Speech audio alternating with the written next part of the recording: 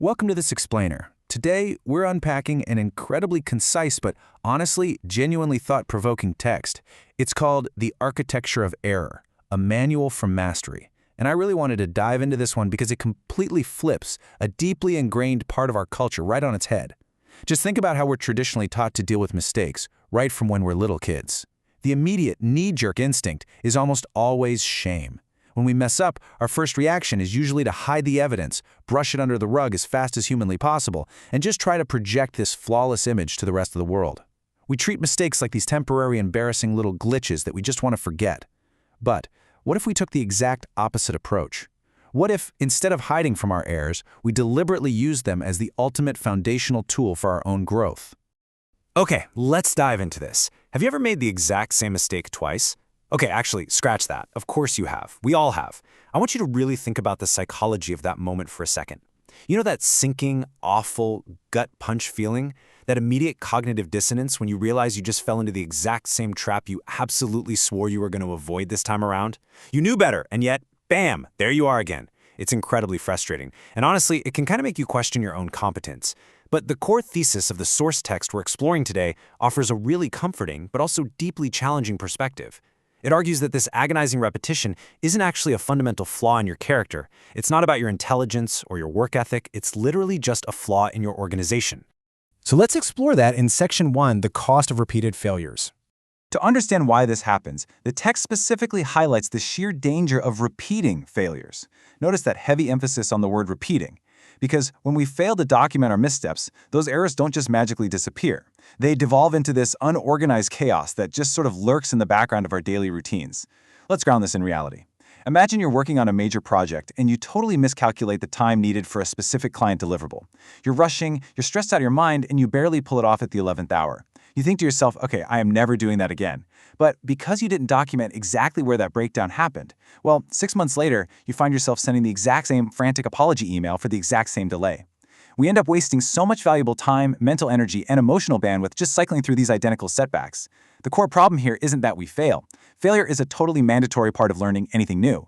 The true danger is that we let the specific mechanics of those failures just fade from our memory, which practically guarantees we're doomed to repeat them. Which brings us nicely to Section 2, the architecture of error. This brings us to a very deliberate, methodical philosophy. The text defines the architecture of error as the active, structural organization of mistakes to build a foundation for mastery. I want to really deconstruct that word for a second, architecture, because it's chosen so carefully here.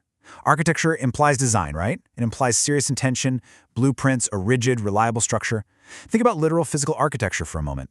If an engineer is testing a physical structure and a support beam collapses, they don't just throw the broken steel into a dumpster and pretend it never happened because they're embarrassed. No way. They study the fracture. They analyze the exact stress point so they can build a much stronger foundation the next time. And this text is asking us to do the exact same thing with our lives.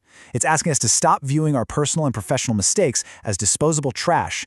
Instead, it frames them as the literal structural building blocks of our future. When you mess up, you aren't just making a mistake, you are actively gathering the raw materials required for your own future success. And this brilliantly illustrates the core shift in mindset required here. Our usual human instinct is to scatter or outright ignore our mistakes. We brush them aside because, frankly, they hurt our egos. It is super uncomfortable to sit with our own inadequacy. We'd much rather just move on quickly and focus on our big wins. But the text proposes a really radical alternative, organizing every single error into one centralized, mapped-out book. Think about what happens when you centralize your flaws instead of running away from them.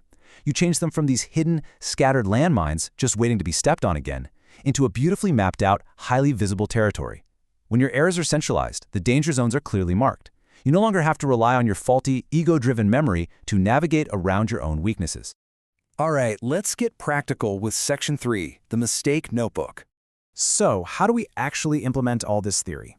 Well, the source material demands something very, very specific. A single book. Not a bunch of loose, sticky notes scattered across the bottom bezel of your monitor, not 5 different productivity apps that you occasionally remember to open, and certainly not some vague mental tally that you'll inevitably forget after a busy weekend. A single, dedicated book. Now, why does that matter so much?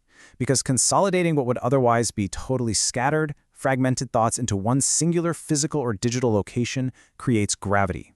Think of the friction involved when your notes are just everywhere. It's so easy to lose track and just brush things off. But a single ledger? That forces accountability. It creates a centralized hub where you literally must confront your own behavioral patterns. When everything is contained in one dedicated space, the data becomes impossible to avoid. You really can't hide from your own trends when they're bound together right there on consecutive pages. Let's look at exactly how to do this in Section 4, Organizing Every Error. So the crucial point is this implicit, incredibly actionable workflow the text gives us to make this notebook actually function. Let's walk through it. Step 1, commit the error. Look, that part's inevitable. It's going to happen whether you like it or not. Step 2, log it in the single book immediately, before the sting of the moment fades away and your ego starts making up excuses. Step 3, organize it. Now listen, this is the separator. Don't just journal about it. Don't just sit there and complain or vent on the page about how unfair things are. Actively structure the entry. And finally, step 4, stop repeating it. By making the implicit explicit, this workflow ensures that an error is only paid for once. The tuition for your mistake is incredibly expensive, so you want to make sure you actually walk away with the degree. But how do we actually execute that crucial step 3 and truly organize an error? Based on the text's really intense directive to strictly organize every error, we can visualize the functional internal structure of this notebook. Let's create a hypothetical entry together. Imagine you missed that crucial client deadline we talked about earlier. You open the notebook. First, you categorize by date. Say Tuesday the 14th. This tracks the frequency of your slip-ups over time. Next, you detail the specific project, the Q3 financial report. This shows exactly where you're currently the most vulnerable. Then, you label the type of failure. Underestimated research time. Was it a communication breakdown? Was it a knowledge gap? You define it clearly. And finally, and absolutely most importantly, you extract the exact lesson learned. Add a mandatory 20% time buffer to all future research tasks. Boom. Suddenly, this notebook isn't some depressing diary of sadness. It's a highly functional, searchable database of actionable insights derived directly from your own reality. Which brings us to the ultimate goal in Section 5, a manual for mastery. A manual for mastery. That is the exact, incredibly powerful phrase used in the source text. Think about the profound transformation that happens after months or even years of logging and organizing your errors this way. You completely elevate the mistake notebook from a basic, humble ledger of your faults into a deeply profound personal artifact. It's no longer just a record of where you went wrong. It literally becomes a personalized, highly specific instruction manual on exactly how to do things right. Think about it. You could read 1,000 generic business books or listen to endless self-help seminars, but absolutely none of them will ever be as valuable as a textbook written specifically about your own unique flaws, your own specific tendencies, and your own blind spots.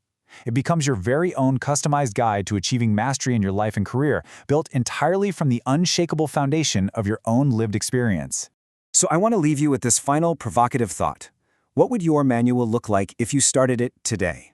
Seriously, imagine how much time, stress, and mental energy you could save your future self if you just stopped letting your mistakes slip away into the ether and started building your own architecture of error right now. Thank you so much for joining me on this explainer. Go grab a notebook, start logging those lessons, and I'll catch you next time.